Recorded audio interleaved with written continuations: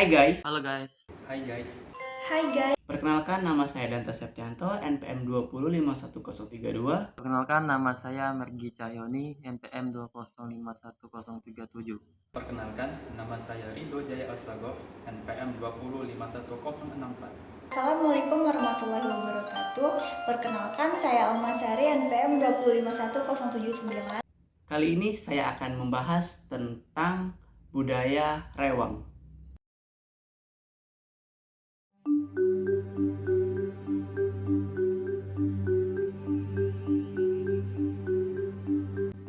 Tradisi rewang merupakan tradisi yang sangat erat hubungannya dengan masyarakat Jawa.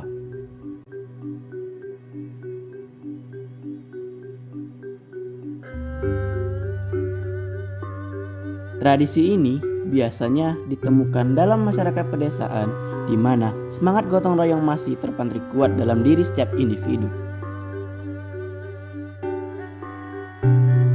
Umumnya, rewang dilakukan ketika tetangga sekitar sedang punya hajatan atau acara besar.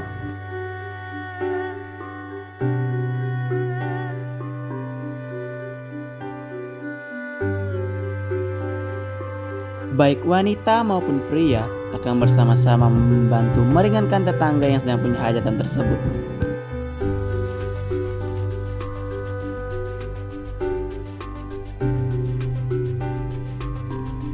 Para ibu-ibu lebih fokus pada kegiatan masak dan menyiapkan segala kebutuhan pangan, sementara bapak-bapak berkumpul untuk mempersiapkan peralatan yang akan digunakan dalam acara tersebut.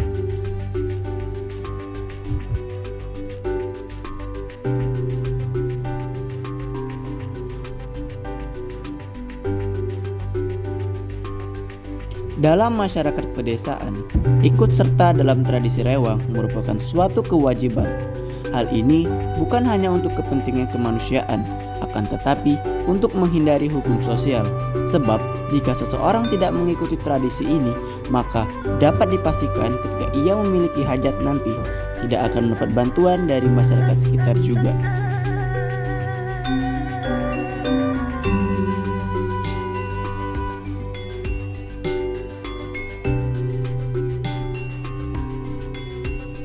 Rewang menjadi penentu keberhasilan suatu hajatan.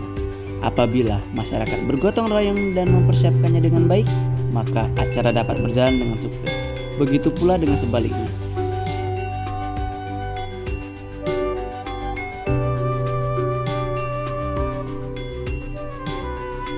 Menariknya, seluruh masyarakat yang ikut bergabung dalam tradisi rewang ini tidak akan mendapatkan upah. Tetapi mereka bekerja secara sukarela tanpa mengharap imbalan. Namun biasanya pada akhir acara, mayoritas tuan rumah akan memberikan hantaran berupa makanan atau bahan sembako sebagai ucapan terima kasih kepada masyarakat yang telah membantunya dalam melancarkan acara.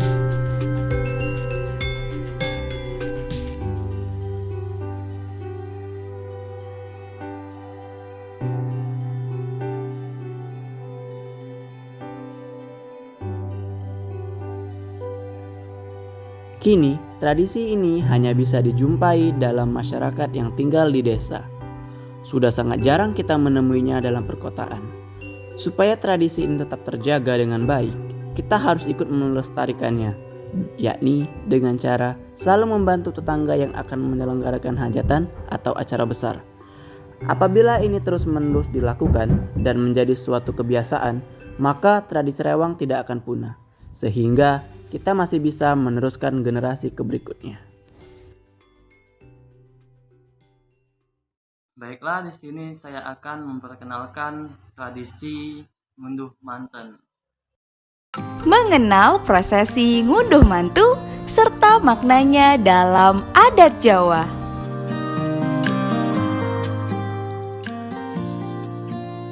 Dilansir dari www.brightstory.com, ngunduh mantu adalah sebuah prosesi adat tambahan yang biasanya dilakukan oleh pasangan pengantin berdarah Jawa. Ngunduh artinya panen atau memanen, sedangkan mantu yang berarti menantu. Dengan kata lain, Ngunduh mantu dapat diartikan sebagai sebuah keluarga yang telah mendapatkan seorang menantu. Bila dalam pesta pernikahan, pihak pengantin wanitalah yang akan mengadakan hajat, maka dalam ngunduh mantu, keluarga dari pengantin pria didaulat sebagai tuan rumahnya. Tradisi ini dilakukan guna menyambut kehadiran sang mempelai wanita sebagai anggota keluarga baru dari keluarga besar pihak mempelai laki-laki. Biasanya acara ngunduh mantu digelar sekitar 5 hari setelah hari pernikahan usai, atau ada beberapa wilayah di Jogja yang melaksanakan ngunduh mantu 2 hari setelahnya. Nah, kali ini Sofia Jewelry akan menjelaskan secara detail prosesi lengkap ngunduh mantu. Susunan acara ngunduh mantu biasanya terbilang jauh lebih sederhana jika dibandingkan dengan pesta pernikahan. Meski begitu, tradisi yang satu ini harus dipersiapkan dengan sebaik mungkin, lengkap dengan sesajen yang sesuai. Nah, berikut ini rangkaian prosesi ngunduh mantu yang dilansir dari berbagai sumber.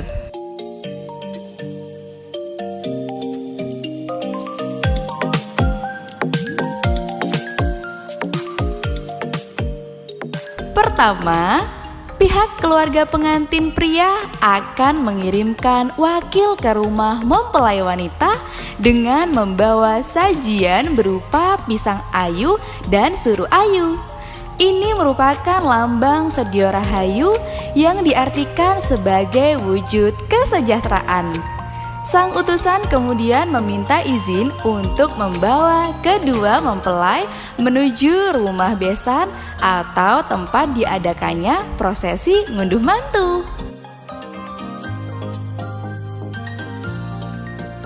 Yang kedua, prosesi ngunduh mantu diawali oleh iring-iringan yang bernama pangombyong, yaitu ketika pasangan pengantin, orang tua mempelai wanita, serta kerabat dekat lainnya tengah bersiap untuk berangkat menuju rumah besan.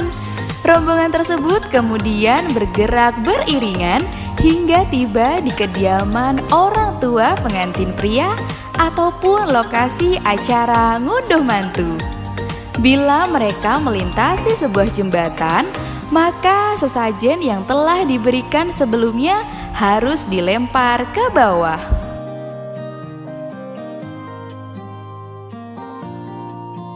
Ketiga, saat rombongan telah tiba di rumah besan, maka prosesi sakral ini dilanjutkan dengan wijek pupuk, yaitu sesi mencuci kaki kedua mempelai dengan air bunga setaman yang dibantu oleh ibu mempelai pria. Ini dimaksudkan agar kedua mempelai yang baru saja melakukan perjalanan jauh dapat dihilangkan seluruh energi buruknya yang mungkin saja sempat hinggap selama perjalanan.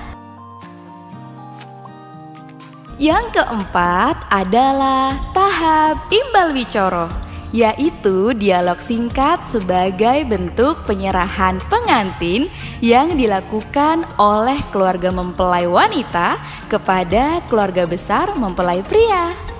Kemudian dilanjutkan dengan sambutan penerimaan oleh pihak orang tua mempelai pria.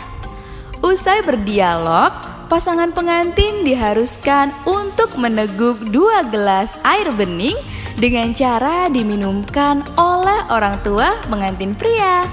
Tahap ini dinamakan unjuan tirtowening, yang berarti sebuah pengharapan agar rumah tangga mereka senantiasa diberikan ketenangan dalam bertukar pikiran serta memutuskan sesuatu. Nah, tahap kelima ini dijuluki sebagai sindur binayang. Ibu dari pengantin pria akan mengalungkan kain sindur pada bahu kedua mempelai, seraya diiringi oleh gending manten boyong basuki. Sementara itu, sang ayah akan mengambil keris milik putranya untuk kemudian diganti dengan pusaka yang telah disiapkan. Kemudian, ibu mempelai pria akan menuntun pasangan pengantin menuju pelaminan dengan cara dirangkul pundaknya dari arah belakang. Yang terakhir, sebelum kedua mempelai menduduki singgasana pelaminan, tibalah saatnya untuk prosesi sungkeman. Ini merupakan wujud rasa syukur atas segala bimbingan yang telah diberikan semasa hidup, sekaligus sebagai bentuk penghormatan terhadap orang tua. Prosesi ngunduh mantu kemudian ditutup dengan acara ramah tamah dan doa bersama.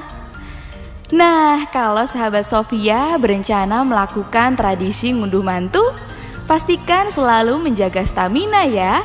Mengingat acara ngunduh mantu akan berlangsung 1-5 hari setelah akad dan resepsimu. Semoga dengan adanya acara ngunduh mantu ini, kamu dan keluarga besar pasanganmu bisa lebih dekat lagi ya sahabat Sofia. Pada kesempatan kali ini, saya akan menjelaskan tentang budaya tumpengan.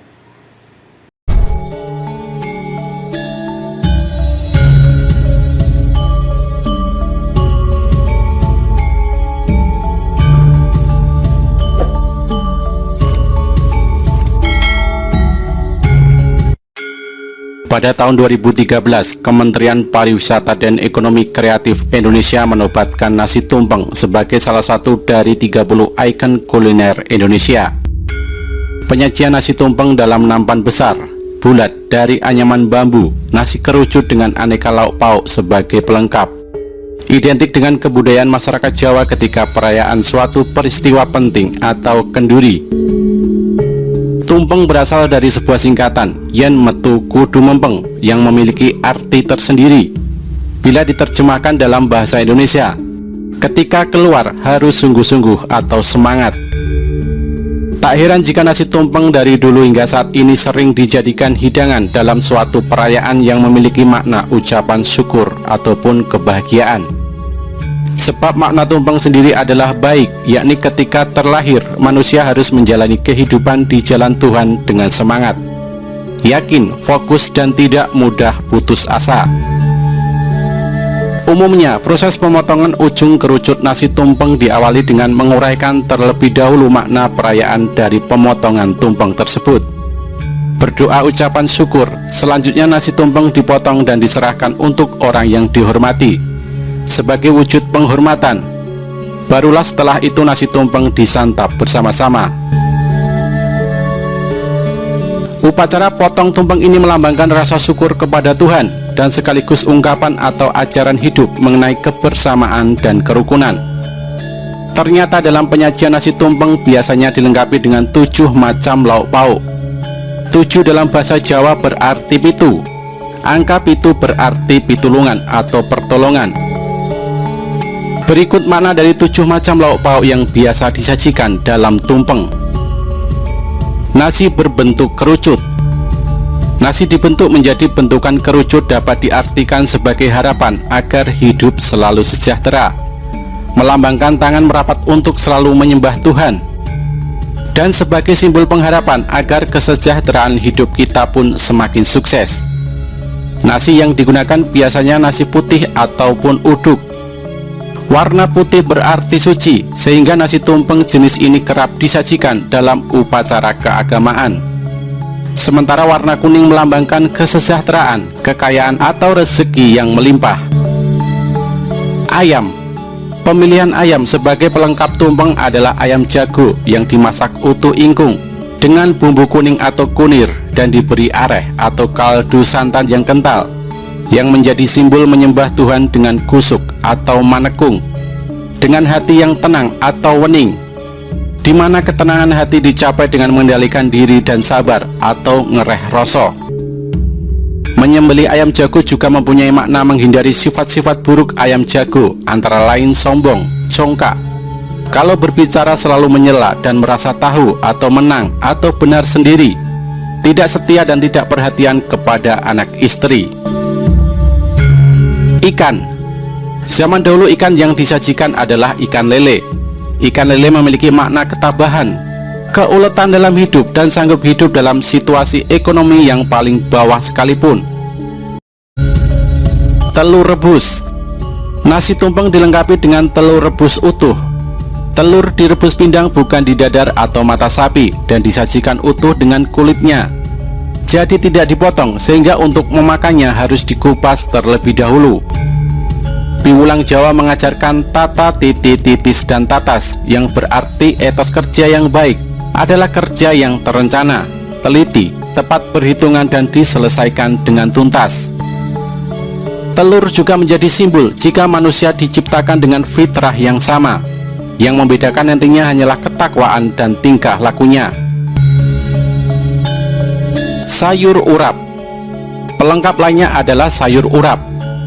Sayuran yang digunakan antara lain kangkung, bayam, kacang panjang, tauge, kluwih dengan bumbu sambal, parutan kelapa atau urap, dan lain-lain.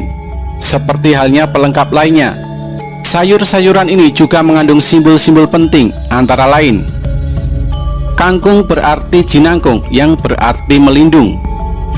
Bayam atau bayam berarti ayam tentrem. Tauge atau cambah yang berarti tumbuh. Kacang panjang berarti pemikiran yang jauh ke depan. Bawang merah melambangkan mempertimbangkan segala sesuatu dengan matang, baik buruknya. Cabai merah di ujung tumpeng merupakan simbol dilah atau api, yang memberikan penerangan atau tauladan yang bermanfaat bagi orang lain. Kluwih berarti linuwih atau mempunyai kelebihan dibanding lainnya. Dan bumbu urap berarti urip atau hidup, atau mampu menghidupi atau menafkahi keluarga.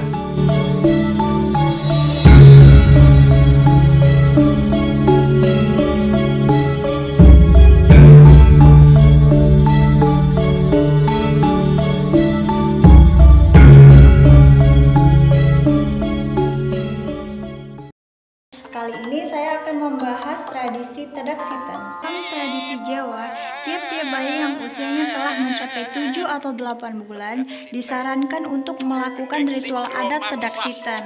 Istilah Tedak Sitan sendiri berasal dari bahasa Jawa, tedak yang artinya adalah kaki, sedangkan sitan, siti yang memiliki arti yaitu tanah. Upacara turun tanah ini mempunyai 7 rangkaian yang saling berkaitan antara satu sama lain. Pada tahap pertama, anak akan dituntun untuk berjalan di atas 7 jadah yang memiliki 7 warna, yaitu warna coklat, merah, kuning, hijau, biru, ungu, dan putih. Tiap-tiap warna mencerminkan simbol dari kehidupan. Senin, Selasa, Rabu, Kamis, Jumat, Sabtu. Naik tangga tebu, simbol lahir, bayi, anak, remaja, dewasa, menikah, tua, dan mati. Pada tahap kedua, anak dibimbing untuk menaiki tangga yang dibuat dari junjung tebu jenis Arjuna sebagai simbol dari jenjang kehidupan serta melambangkan pengharapan sifat dari sang anak menyerupai tokoh Arjuna. Tebu dalam suku Jawa merupakan kependekan dari An Tebing Kalbu yang bermakna sebagai keteguhan hati. Pada tahap selanjutnya, anak dimasukkan ke dalam kurungan atau kandang ayam yang telah diisi dengan beraneka benda seperti uang, mainan, alat tulis, alat musik, dan juga makanan. Benda ini nantinya akan dipilih sang anak untuk dipercaya menjadi gambaran dari potensi anak tersebut. Biasanya, anak yang berusia 7 atau 8 bulan dipercaya masih mempunyai naluri yang kuat. Upacara Tedak Sitan dilakukan ketika seorang anak perempuan atau laki-laki berusia 7-8, karena 1-8 sama dengan 35 hari. Jadi, umur anak saat mengadakan Tedak Sitan berusia 245 hari. Hal ini karena pada usia ini, perkembangan anak sudah berada pada tahap berdiri, dan di momen ini juga, kaki anak sudah bisa menginjak tanah. Perlu diketahui juga bahwa ada 5 hari pasaran atau pasar dalam satu selapan: Legi, Pahing, Pon, Wage, dan Kliwon. Oleh karena itu, setiap hari diberi nama berbeda dalam satu periode selapan. Satu periode dari Minggu Legi hingga Sabtu Kliwon adalah 35 hari. Itu namanya weton dalam bahasa Jawa. Bagi orang Jawa, mengetahui hari pasaran atau weton adalah sesuatu hal yang penting. Biasanya, tadaksitan harus diselenggarakan pagi hari di halaman depan rumah. Tadaksitan menggunakan sajen atau persembahan yang melambangkan permintaan dan doa kepada Tuhan untuk menerima berkah dan perlindungan, berkah dari para leluhur, serta memerangi perbuatan jahat dari manusia dan roh jahat.